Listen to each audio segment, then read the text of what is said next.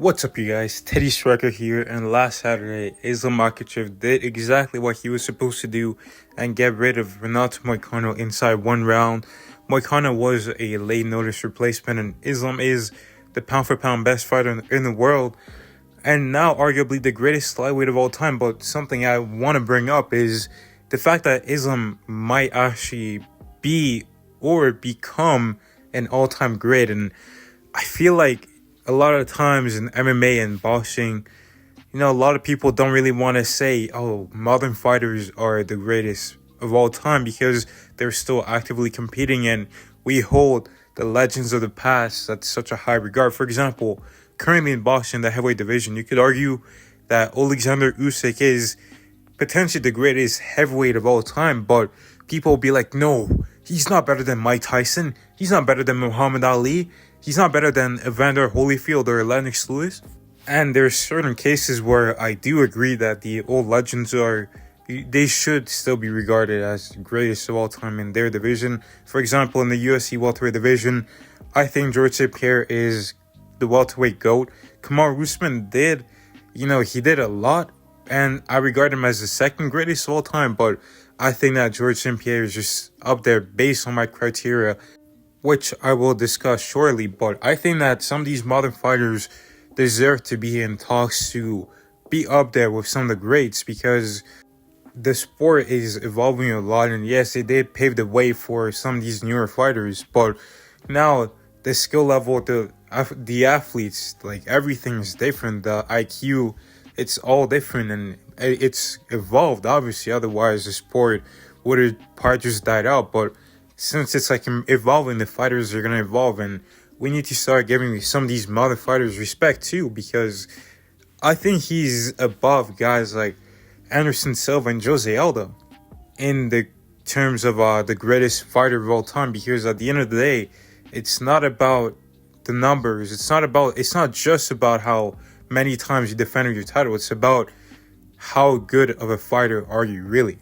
But let's break it down further, and before we get into that, let's talk about my criteria. And the first thing that I would consider for someone to be an all-time great is their dominance, because being a great fighter isn't just about having maybe like 2 years on top where you're beating everybody and then you start falling off, you lose a fight and then you lose another and your career falls downhill. Like guys like John Jones, guys like George St. Pierre, and even Demetrius Johnson are the greatest of all time because, for one, John Jones, he's been able to stay on top in MMA for like a decade basically and go through multiple generation of fighters. Even as he's aging, he beats Hero Gone in 2 minutes at 36 years old, and I think that just speaks to the level of dominance that John Jones has been able to have to still be a champion.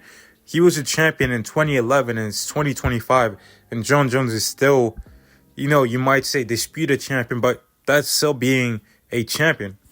And a guy like George St. Pierre too, he was dominating the welterweight division. He was on top, going through fighters multiple times, beating them over and over again. And then he takes like a few years off and he comes back and he wins a title in a different weight class. And that shows how great and dominant he is. And both guys, John Jones and George St. Pierre, were able to win fights in multiple different weight classes and be fighters from different weight classes. And I think that is a part of it too. Like that shows your dominance, not just in your weight class, but in multiple weight class over several years. And then next up is your technical ability. How well versed are you with the different martial arts? How skilled are you? And Islam Makhachev clearly has the best skills in the world currently in the UFC. He's got tremendous striking that's constantly improving. He's got a high level ground game and phenomenal ways to get his opponents to the ground, and very creative and unorthodox ways. Like, we don't really see the type of takedowns that he uses on his opponents from many fighters. It's like I like that takedown he used on Dustin Poirier in round 5 to finish the fight. That was a very unique takedown, and I don't really recall seeing that in the UFC before Islam did it. And obviously, he's got incredible submission skills. I mean, he submitted the most dangerous and the fighter with the most submissions in UFC history, in Charles Oliveira. He just submitted Renato Moicano, a really good grappler as well, in just one round.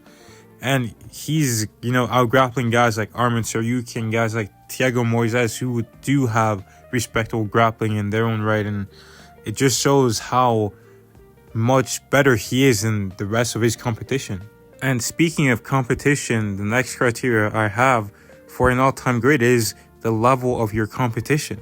In the UFC, you can have like an inflated win streak where you're finishing guys who are clearly nowhere near your level on paper and in the cage, and you can look very impressive against them, but are you doing that against the greats? Well, listen. Are you doing that against the greats, though? And Islam Makhachev is finishing the best fighters in the world within the distance. He's finishing Volkanovski inside one round. Yes, the first fight was a decision, but he came back and then he knocked him out.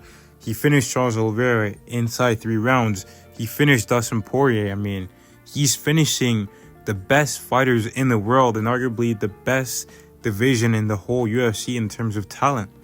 Then my next criteria is your tactical ability. How well can you make sure that you always come out on top? And that takes a lot of fight IQ to be able to make those in-fight adjustments to ensure that you come out of the fight with victory. And it's even more impressive when you're able to finish your opponents. In my opinion, it shows even a higher level of fight IQ than, maybe dominate someone over and over, because you're able to set up your opponent and have them walk into a trap that will lead to their downfall, rather than just, getting comfortable with dominating. Because we've seen sometimes that fighters, they win round after round, but eventually they start taking their foot out the gas pedal and they're like, oh, you know what, I won, I don't really need to do much. And then you might just end up getting headshot like Kamaru Usman. But Islam doesn't have that. He's able to go out there and find ways to finish his opponents at every moment of the fight. And lastly, I don't really value this as much as the other criteria, but it is definitely important to have, and that is the records. At the end of the day, when it's all said and done for a fighter's career, let's say in 10, 15 years, people are going to be looking back at the records. How many times did you win compared to your losses? And obviously, George St. Pierre has lost. Demetrius Johnson has lost. John Jones, he's got like one disqualification loss, which doesn't really count, but arguably he did lose 2 fights to Thiago Santos and Dominic Reyes, but he still has an incredible record. I think he's got like 18 title fight wins with like 28 victories and 1 defeat, which is incredible.